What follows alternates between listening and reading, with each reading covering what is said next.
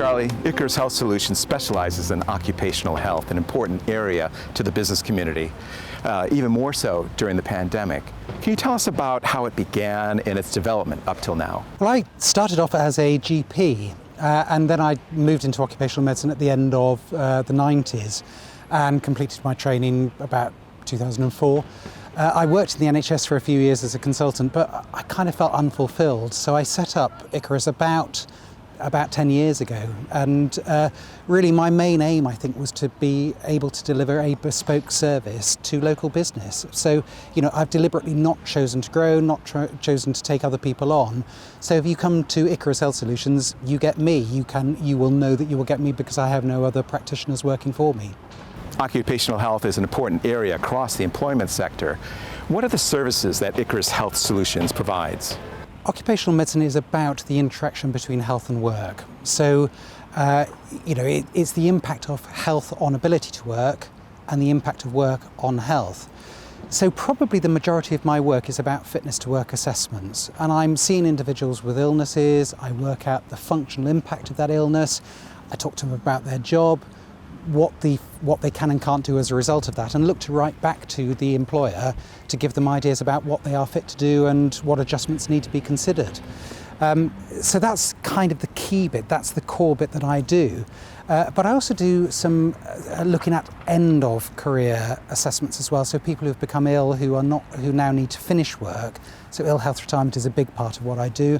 We do some pre-placement assessments, but to be honest, the evidence is it doesn't work enormously well. So I don't do as much of that. There is also health surveillance for people exposed to ill health, chemicals and things at work. But again, that tends not to be something a doctor would be doing because doctors are just too expensive to do it. And the final bit is you can have, health screening, like the sort of executive medicals, which is a modern variation of snake oil. So I wouldn't recommend you spend your money on that. And what makes Icarus Health Solutions unique? One of the challenges is that there are common complaints about occupational medicine that, practitioners tend to sit on the fence, take a long time to get their reports done, tell employers what they already knew, take the patient's side. All these sort of things are just repeated problems that are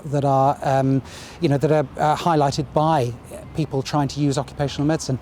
And actually what I'd say is my aim is to avoid those. I'm actually really committed to answering the questions, to changing medical problems into an employment problem, a management problem that the manager can then manage. And actually I do insist, I say to people, look, if you haven't got the answers you need, you must come back. You mustn't just sort of fuss about it and worry. You must come back and seek further advice.